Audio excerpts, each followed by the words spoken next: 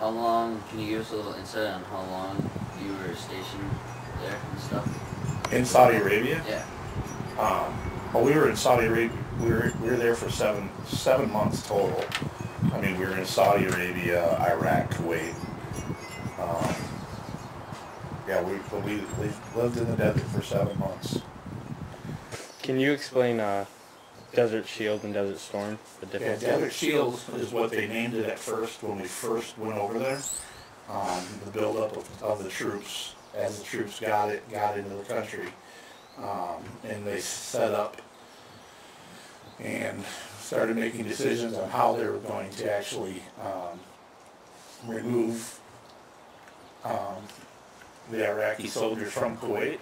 They called it Desert Shield. Once the actual combat started, when they started bombing, the night they started bombing is actually the night that night they changed it from Desert Shield to Desert Storm.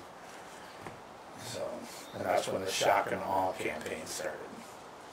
And that's actually what they called it, was shock and awe, because what they did is they bombed anything and everything that was on the border between Saudi Arabia and Kuwait, and Saudi Arabia and Iraq.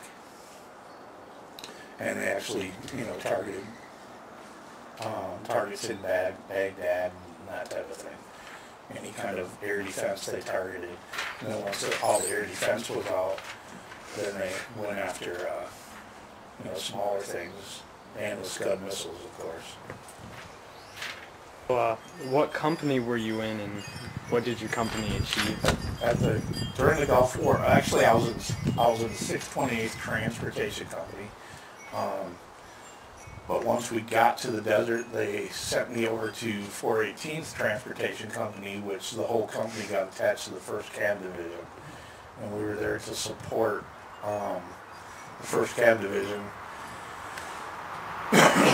And what my actual company did was we supplied fuel to all the tanks that fought in the actual war. Our job was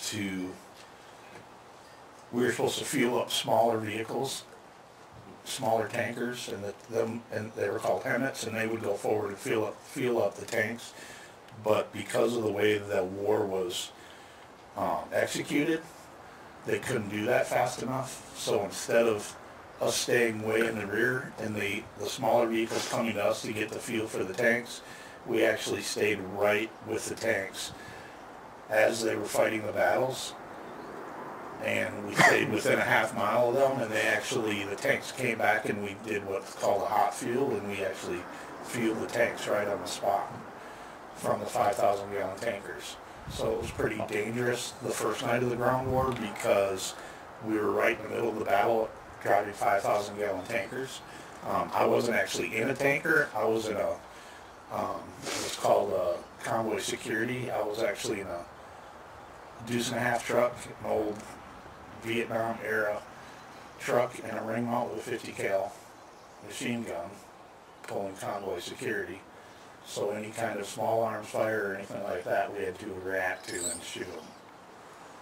So, What would you think is the biggest mistake? the biggest mistake was not finishing the job. So we were within 60 miles of Baghdad when they pulled the plug and said we had to stop.